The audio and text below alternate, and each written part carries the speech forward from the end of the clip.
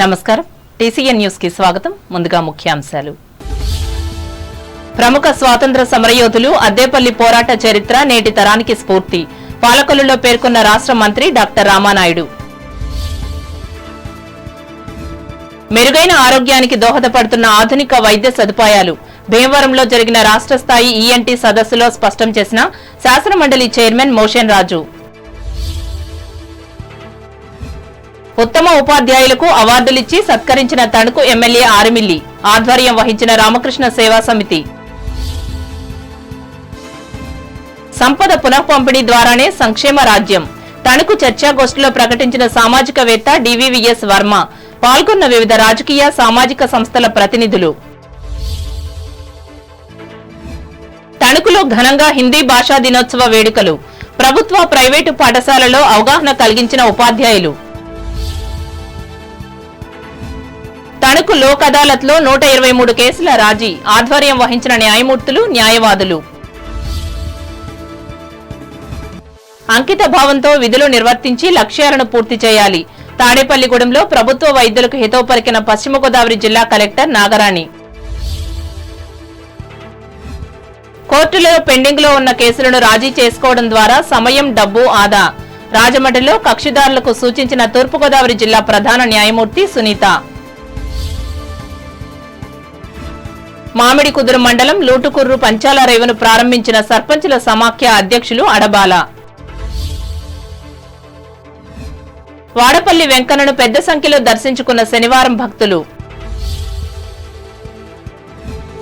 ఎన్నికల్లో ఇచ్చిన హామీ మేరకు ఉద్యోగ అవకాశాలు కల్పిస్తున్న కూటమి ప్రభుత్వం వివరించిన ఏలూరు ఎంపీ మహేష్ కుమార్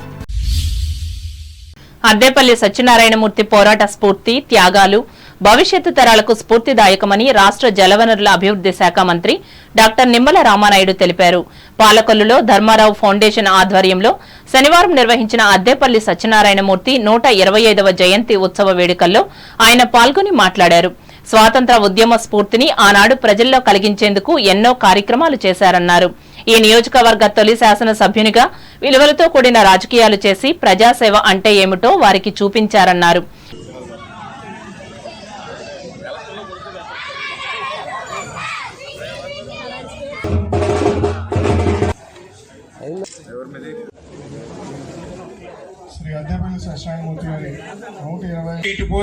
సత్యనారాయణమూర్తి గారి 125వ జయంతోత్సవాల్ని ఘనంగా పాలకొల్లులో సంవత్సరం పొడవునా నిర్వహించుకోవాలనడానికి గల కారణం మీ అందరికీ తెలుసు. ఏదైతే ఆయన త్యాగం, ఆయన ఆ రోజునటువంటి స్వతంత్ర పోరాట స్ఫూర్తి, ఆయన దానగుణం ఇవన్నీ కూడా భవిష్యత్తు తరాల వారికి, భావి తరాల వారికి కూడా తెలియజేయాలనే ఉద్దేశం.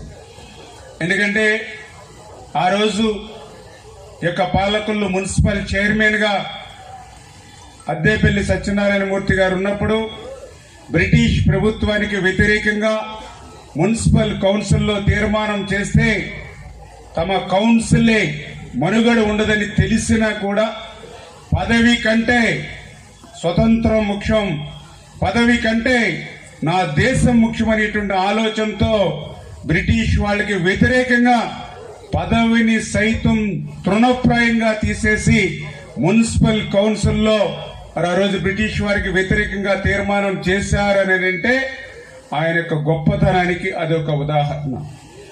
అదేవిధంగా ఆ రోజు స్వతంత్రోద్యమంలో కానీ అందులో ప్రత్యేకించి మన జాతి పిత మహాత్మా గాంధీ సైతం పాలకొల్లు విచ్చేసినప్పుడు అద్దేపల్లి సత్యనారాయణమూర్తి. ఈ కార్యక్రమంలో మాజీ శాసన మండలి సభ్యులు అంగర రామ్మోహన్ రావు, మాజీ ఎమ్మెల్యే బంగారు ఉషారాణి, ప్రముఖులు, కూటమి పార్టీల ప్రతినిధులు పాల్గొన్నారు. ప్రపంచ వైద్య రంగంలో వస్తున్న మార్పులకు అనుగుణంగా చెవి, ముక్కు, గొంతు శస్త్రచికిత్సల్లో సైతం విప్లవాత్మకమైన మార్పులు వచ్చాయని ఆంధ్రప్రదేశ్ శాసన మండలి చైర్మన్ కొయ్యే మోషన్ రాజు తెలిపారు. భీమవరంలోని 3 రోజుల పాటు నిర్వహిస్తున్న రాష్ట్ర స్థాయి చెవి, ముక్కు, గొంతు వైద్యుల 42వ వార్షిక సదస్సులో 2వ రోజు శనివారం జరిగిన సమావేశంలో ఆయన పాల్గొని మాట్లాడారు. అధునాతన వైద్య విధానాన్ని తీసుకురావడానికి ఇటువంటి సమావేశాలు ఎంతో ఉపకరిస్తాయన్నారు. మానవ శరీరంలో గుండె మాత్రమే ప్రధానమైనదని భావిస్తుంటారని, మిగిలిన అవయవాలు కూడా ఎంతో ముఖ్యమని వివరించారు. ఈఎన్టీ వైద్యాన్ని ప్రజలకు చేరువ చేయడం చాలా సంతోషమన్నారు.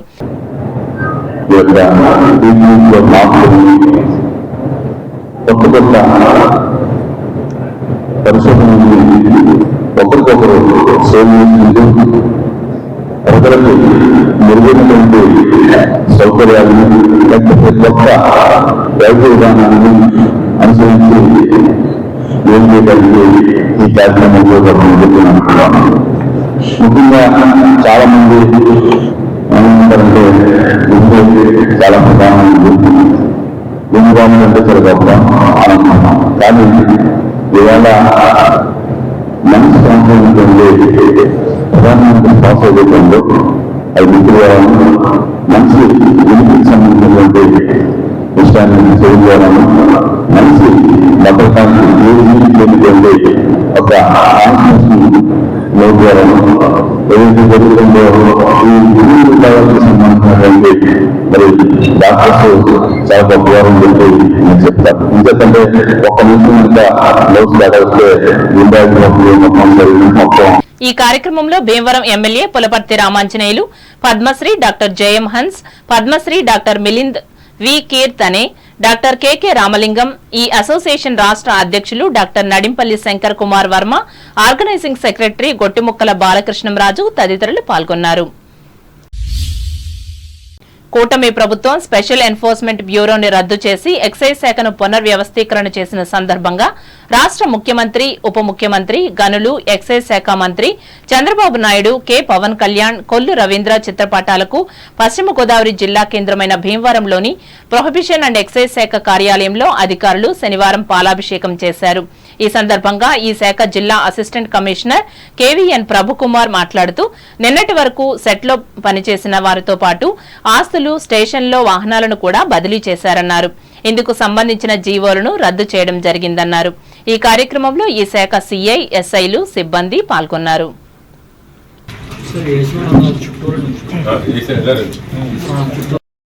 సిబ్బంది సరిపోలేదు. ప్రైవేట్ షాపులు ఉండేవి, ప్రభుత్వ షాపులు వచ్చాయి.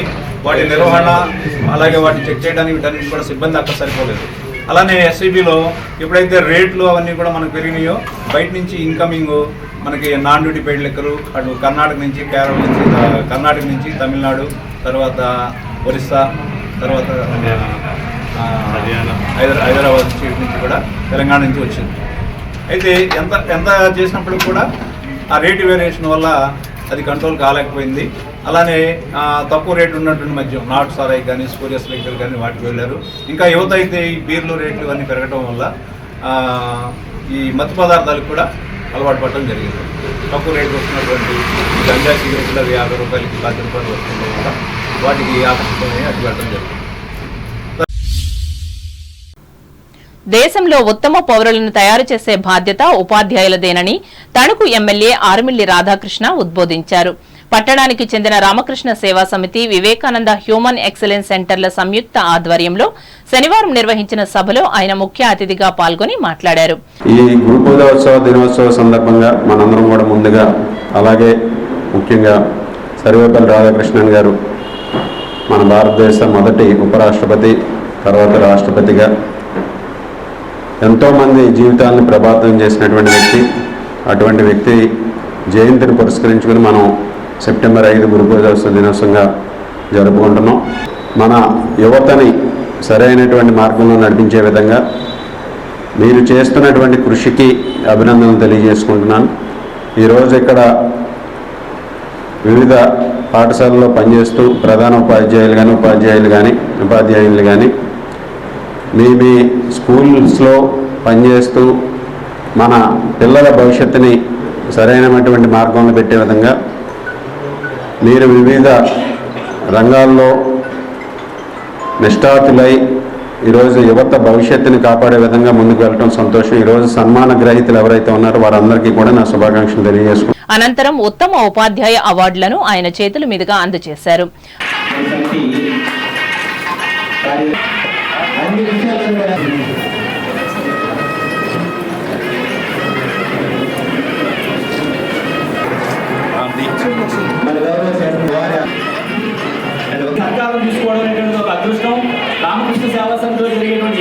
ప్రజా వైద్యులు తాతిన రామబ్రహ్మం అధ్యక్షతన జరిగిన ఈ సభలో సీనియర్ పారిశ్రామికవేత్త మల్లిన రామచంద్రరావు, సేవా సమితి కార్యదర్శి చిలుకూరి రామకృష్ణ, ప్రతినిధులు చిలుకూరి సుజాత, కోడూరి గిరీశ్వరరావులు పాల్గొన్నారు. విజయవాడ వరద బాధితులను ఆదుకునేందుకు ఏర్పాటు చేసిన ముఖ్యమంత్రి సహాయ నిధికి తణుకు నియోజకవర్గం నుంచి అందజేస్తున్న విరాళాల పర్వం ఇంకా కొనసాగుతూనే ఉంది. ఇందులో భాగంగా ఆదర్శ స్కూల్ తరపున school director Basava Ramakrishna 40,000, next play school తరపున ఈ సంస్థ అధినేత బసవ శ్రీదేవి 25,000 రూపాయల చెక్కులను ఎమ్మెల్యే ఆరిమిల్లి రాధాకృష్ణకు శనివారం అందజేశారు. ఇంకా అనేక మంది దాతలు మానవతా దృక్పథంతో ముందుకు వచ్చి 4,79,116 రూపాయల చెక్కులను ఎమ్మెల్యేకు అందించారు. ఈ సందర్భంగా ఆయన దాతలను అభినందించారు. సంపద పునః పంపిణీతోనే దేశంలోనూ రాష్ట్రాలలోనూ సంక్షేమ రాజ్యం సాధ్యపడుతుందని ప్రముఖ సామాజికవేత్త దారిదీపం సంపాదకులు డివివిఎస్ వర్మ స్పష్టం చేశారు. తణుకు స్వరాజ్య భవన్లో స్టడీ సర్కిల్ ఆధ్వర్యంలో డాక్టర్ భూపతిరాజు రమేష్ చంద్రబాబు అధ్యక్షతన శనివారం జరిగిన చర్చాగోష్ఠిలో ఆయన సమన్వయకర్తగా పాల్గొని మాట్లాడారు. దీనికోసం ప్రగతిశీల శక్తులు, దళిత, బహుజన, మైనారిటీ తరగతుల విశాల వేదిక రూపొందాలని ఆయన సూచించారు.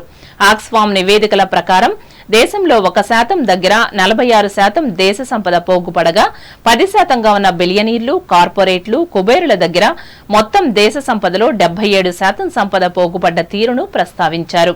ఈ 10 ఏళ్ల మోదీ పాలనలో 35%గా ఉన్న కార్పొరేట్ పన్నును అంచెలంచెలుగా 22%కి తగ్గించారని డివివిఎస్ వర్మ వివరించారు. వారికే దాదాపు 20 లక్షల కోట్ల అప్పులను రద్దు చేశారని చెప్పారు. గతంలో 10% ఉన్న వారసత్వ పన్నును పూర్తిగా తొలగించారని ఆయన పేర్కొన్నారు. కూడా రాజకీయ ప్రత్యామ్నాయాన్ని కోరేది అంటే ఉన్న అధికారంలో ఉన్నవాడు పోవాలి, ఇంకొకటి అధికారంలోకి రావాలి. దానికోసమే పరిమితమై వచ్చింది రాజకీయ ప్రత్యామ్నాయం. ప్రత్యామ్నాయ రాజకీయం అది కాదు. ప్రత్యామ్నాయ రాజకీయం ఈవేళ నడుస్తున్న రాజకీయానికి భిన్నమైంది. ఈవేళ నడుస్తున్న రాజకీయానికి భిన్నంగా ఉండాలి. రెండవది, ఆ ప్రత్యామ్నాయ రాజకీయం తప్పనిసరిగా వ్యవస్థలో మార్పుకు ప్రయత్నం చేసేదిగా ఉండాలి. వ్యవస్థను ఒకసారి మార్చేయలేం అంతా, కానీ వ్యవస్థలో కొన్ని మార్పుల కోసం ప్రయత్నం చేసేదిగా ఉండాలి. అంటే వ్యవస్థాగత మార్పులు అనేవి ప్రత్యామ్నాయ రాజకీయంలో కీలకమైన అంశం, ముఖ్యమైన అంశం. మొదటి దాంట్లో వ్యవస్థాగత మార్పులు ఏం లేవు, అధికార మార్పిడే ప్రధానం. ఇక అధికార మార్పిడి దేనికోసం అంటే వ్యవస్థాగతమైన మార్పుల కోసం. వ్యవస్థలో కూడా మార్పులు రావాలి, దానికోసం చేసే ప్రయత్నం ప్రత్యామ్నాయ రాజకీయం. ఈ నేపథ్యంలో కార్పొరేట్ పన్ను, సంపద పన్ను, వారసత్వ పన్నులను విధించడం ద్వారా పేదలకు, సామాన్యులకు స్వతంత్ర జీవనాన్ని ఇచ్చే సంక్షేమ రాజ్యాన్ని సాధించవచ్చునని ఆయన అన్నారు. దీనిని సాధించేందుకు ప్రత్యామ్నాయ రాజకీయాన్ని సంపద పునః పంపిణీ నినాదంతో ప్రజలకు స్వతంత్ర జీవనాన్ని ఇచ్చే నిర్దిష్టమైన ఎజెండాతో ప్రచారం ఐక్యంగా సాగించాలని సమావేశం తీర్మానించింది.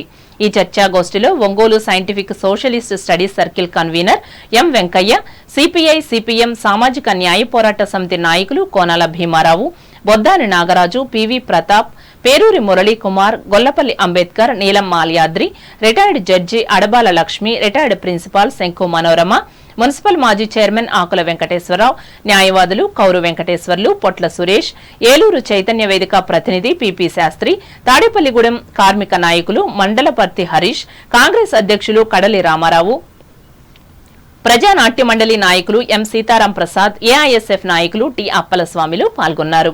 తొలుత ఇటీవల మృతి చెందిన సిపిఎం జాతీయ ప్రధాన కార్యదర్శి ఏచూరి సీతారాం, ఇదే పార్టీకి చెందిన పశ్చిమ గోదావరి జిల్లా నాయకులు రుద్రరాజు సత్యనారాయణ రాజులకు నివాళులర్పిస్తూ 2 నిమిషాలు మౌనం పాటించారు.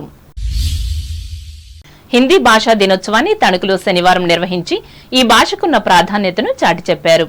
ఈ సందర్భంగా టీసీఎన్ ప్రత్యేక కథనాన్ని అందిస్తోంది. సెప్టెంబర్ 14 హిందీ భాష చరిత్రలో సువర్ణ అధ్యాయం. జాతీయ భాష అయిన హిందీ ఔన్నత్యాన్ని తెలియచెప్పే విధంగా ఈ రోజు సభలు, సమావేశాలు జరుపుకున్నారు. హిందీ సాహిత్యం స్వాతంత్ర్య పోరాటాన్ని ఎంతగానో ప్రభావితం చేసింది. హిందీలో వచ్చిన చైతన్యపూరిత కవితలు, పాటలు స్వాతంత్ర్య యోధులను ఉత్తేజపరిచాయి. 1940లో పూణేలో జరిగిన ఒక స్వాతంత్ర సమర సభలో ఆంగ్లేయుల విదేశీ భాషను తృణీకరించవలసిందిగా దేశ ప్రజలకు జాతీయ నాయకులు పిలుపునిచ్చారు. ఇందులో భాగంగా మహాత్మా గాంధీ, సర్దార్ వల్లభాయ్ పటేల్, లాలా లజపతిరాయ్ లాంటి ప్రముఖులు హిందీలోనే ప్రసంగించి స్వభాషా స్ఫూర్తిని రగుల్కొల్పేవారు. దేశ ప్రజల్లో హిందీకి అధిక ప్రాధాన్యత ఉన్నప్పటికీ బ్రిటిష్ పాలకులు మాత్రం తమ వలస భాషను ప్రాథమిక పాఠశాలలో బోధించేందుకు తీవ్రంగా ప్రయత్నించారు. పాలనా భాషగా కూడా ఆంగ్లాన్ని చలామణి చేయడంలో వారు కృతకృత్యులయ్యారు. ఆదిలో బ్రహ్మలిపిగా ఉన్న హిందీ కాలం గడిచే కొద్దీ ఎన్నో సంస్కరణలకు లోనయ్యింది. సంస్కృత ప్రభావం నుంచి తప్పించుకుని స్వతంత్ర భాషగా అవతరించింది. అలాగే గ్రాంధిక బంధనాలను కూడా తెంచుకోగలిగింది. ఈ నేపథ్యంలో 1949 సెప్టెంబర్ 14వ తేదీన కేంద్ర ప్రభుత్వం హిందీని జాతీయ భాషగా ప్రకటించింది. అప్పటికే బెంగాల్, తమిళ్, మరాఠీ మరెన్నో భాషలు ప్రాచీనతను కలిగి ఉన్నప్పటికీ దేశ ప్రజల్లో అత్యధిక సంఖ్యలో మాట్లాడే భాషకు జాతీయ హోదా కల్పించాలని నాటి పాలకులు నిర్ణయించారు. ఈ నేపథ్యంలో భిన్న మతాలు, విభిన్న భాషలతో రూపుదిద్దుకున్న భారతదేశాన్ని ఏకం చేసి ఏకతాటిపై నడిపిస్తున్న హిందీ భాషా దినోత్సవాన్ని నిర్వహించడం సాంప్రదాయంగా కొనసాగుతున్నది. ఇందులో భాగంగా పట్టణానికి చెందిన ప్రభుత్వ, ప్రైవేటు విద్యాసంస్థలలో ఈ దినోత్సవాన్ని ప్రత్యేకంగా నిర్వహించి అవగాహన కలిగించారు. ఈ మేరకు జాస్తి సీతామహాలక్ష్మి జిల్లా పరిషత్ బాలికోన్నత పాఠశాలలో విద్యార్థులు హిందీ భాషకు సంబంధించిన సాంస్కృతిక కార్యక్రమాలను నిర్వహించి అందరినీ అలరించారు. ప్రధానోపాధ్యాయుని తోట వరలక్ష్మి అధ్యక్షతన జరిగిన ఈ కార్యక్రమంలో ఉపాధ్యాయులు పాల్గొన్నారు.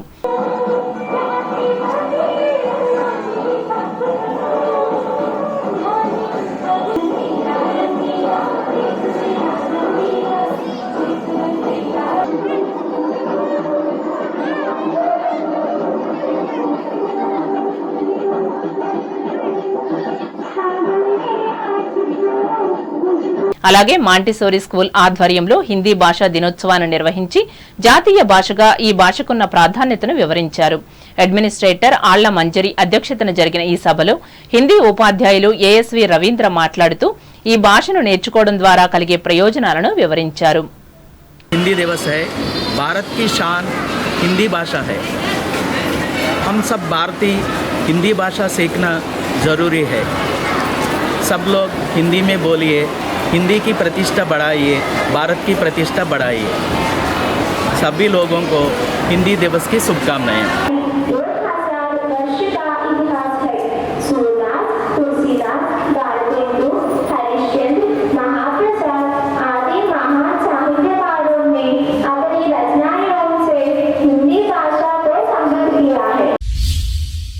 తణుకు కోర్టుల ప్రాంగణంలో శనివారం జాతీయ లోక్ అదాలత్ను నిర్వహించి 123 కేసులను రాజీ చేశారు. ఇందులో 25 సివిల్, 60 క్రిమినల్ కేసులు, 5 చెక్ బౌన్స్, 4 ఎంసీ కేసులు పరిష్కారమయ్యాయి.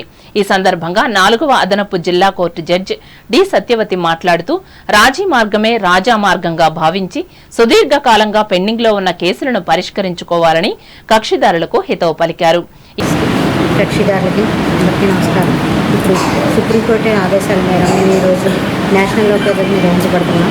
దీంట్లో రాజీ పడదగ్గ సివిల్, క్రిమినల్ కేసులన్నింటినీ రాజీ చేసుకోవాల్సిందిగా కోరుచున్నాం. సివిల్ కేసులు రాజీ అయితే కనుక దాంట్లో ఉన్న కట్టిన కోర్టు ఫీజు తిరిగి ఇవ్వబడుతుంది. అదేవిధంగా బ్యాంక్ కేసులు, మోటార్ వెహికల్ యాక్సిడెంట్ కేసులు, 498 కేసులు కానీ, మెయింటెనెన్స్ కేసులు కానీ ఒక్క కోర్టుకు ఒక్కొక్కటి ఇంకైనా అలాంటివి కూడా రాజీ చేయడానికి అవుతుంది, రాజీ చేస్తాము. అందువల్ల ఈ సదవకాశాన్ని అందరూ సద్వినియోగం చేసుకోవాల్సిందిగా కోరుతున్నాం. ఈ అదాలత్లో senior civil judge K Krishna Satyalatha, principal junior civil judge P Sairam, మొదటి అదనపు junior civil judge PNV Ranjith Kumar, special court magistrate PS Chiranjeevirao, న్యాయవాదులు పాల్గొన్నారు. ఇప్పుడు వాణిజ్య ప్రకటనలు.